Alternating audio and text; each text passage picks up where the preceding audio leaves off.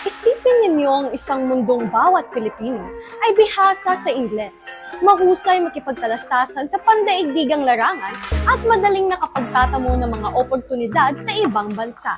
Ngunit hirap bumasa ng tula ni Jose Rizal at hindi kayang ipahayag ang damdamin gamit ang sariling wika. Naroon ang mapanlikhang tanong, ano nga ba ang kabayaran ng pag-abot sa mundo kung ang kapalit ay ang pagkawala ng ating sarili?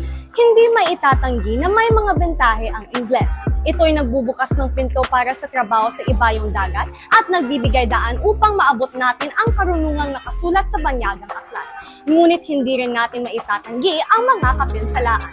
Maraming kabataan ngayon ang lumalaking malayo sa sariling ugat at higit sa lahat, nahihiya pang magsalita ng Filipino sa mga profesional na larangan. Ano nga ba ang dapat gawin? Narito ang aking mga advokasya na hindi lamang mag-iingat, kundi muling magpapausbong ng ating wika.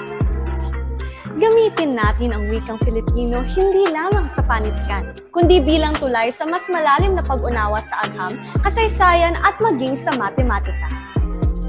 Ating hikayatin ng mga app developer, YouTuber at maging mga content creator na lumikha ng mga nilalaman na gumagamit ng wikang Filipino. At panghuli, ating palawakin ang paggawa ng mga pelikula, musika at pagtatanghal na gumagamit ng Filipino. Sa wakas, ang pagkitil sa wikang Filipino ay hindi simpleng usapin ng wika. Ito ay isang kulturang nasa bingit ng pagkalimot. Kaya't ako'y nananawagan, itaguyod natin ang isang Pilipinas na bagamat marunong lumipad gamit ang Ingles at nananatiling nakaugat sa lupang tinubuan sa pamamagitan ng Filipino. Kung hindi tayo, sino ang magbabantay sa wikang Filipino? At kung hindi ngayon, kailan pa?